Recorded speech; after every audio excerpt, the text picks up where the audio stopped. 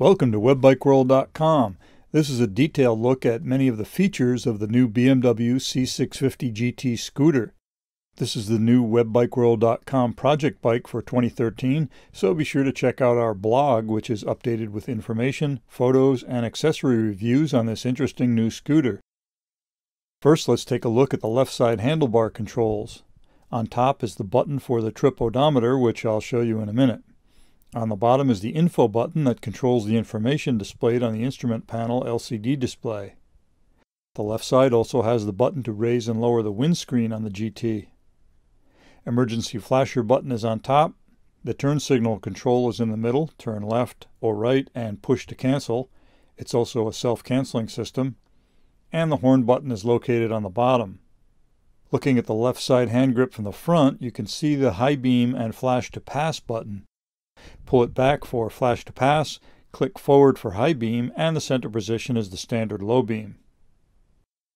Also notice the adjustable levers. This is the rear brake lever on the left side of the handlebar, and the right side is the traditional front brake lever. Both are adjustable. Here's the hand grip on the right hand side of the handlebar.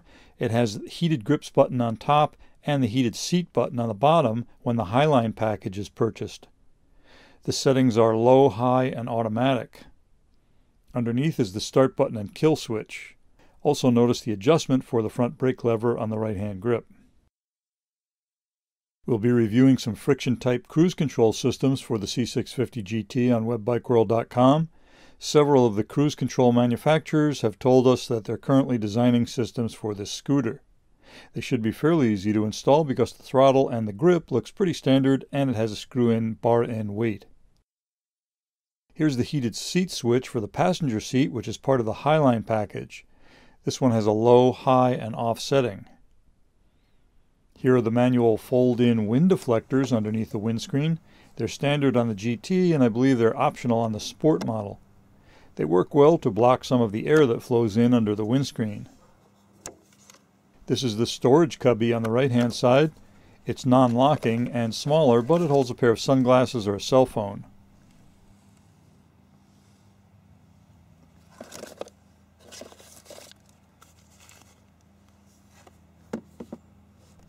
The storage on the left locks when the handlebars are locked. It has a good amount of storage, and there's an accessory outlet in the back, as you can see. Here's how to lock the handlebars. With the scooter on the side stand, turn the handlebars to the left and turn the key to the left, and the bars will lock. When the scooter is on the side stand, the brakes are locked also, so the scooter can't move, which is a nice feature. Let's take a look at the dashboard lights. When the key is turned, the lights come on and go through a boot-up routine. The ABS light will blink until the scooter gets up to speed and the ABS is armed.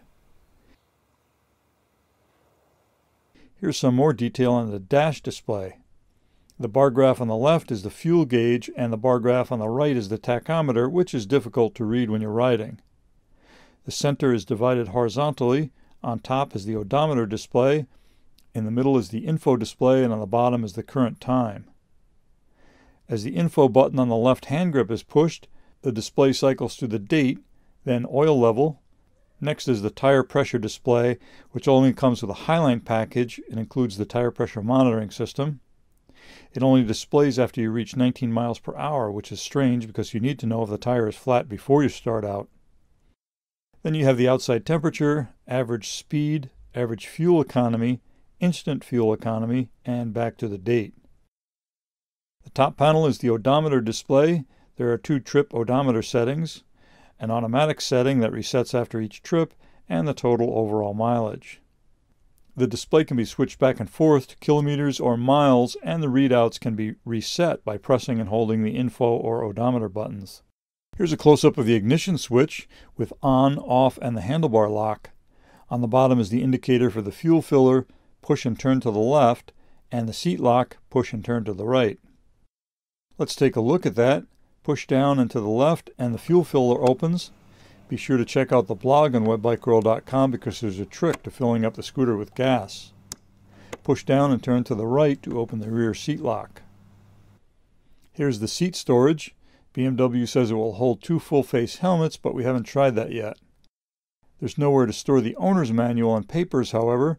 although the owner's manual does show a storage recess under the seat, but it's missing on this scooter, possibly due to the Highline package with heated seats.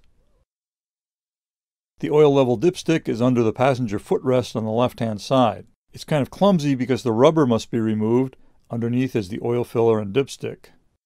This is the amount of travel on the windscreen. It moves up and down with the switch on the left-hand grip. Here's a look over the top of the screen at about eye level. It works for riders up to about 6 feet tall. Let's take a look at the side stand. If the scooter is running and you put the side stand down, the engine will stop.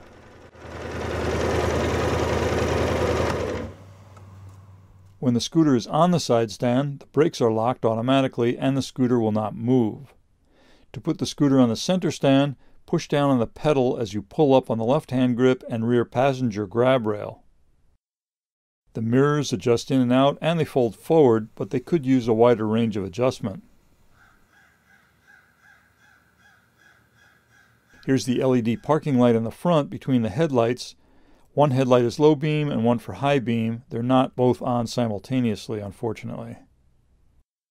The rear brake and tail lights are LEDs. Here are the running lights, brake lights, and turn signals. So that's a look at some of the features of the new BMW C650 GT scooter. Be sure to visit webbikeworld.com for all the details and our blog with information on maintenance, accessories, and more. Thanks for watching.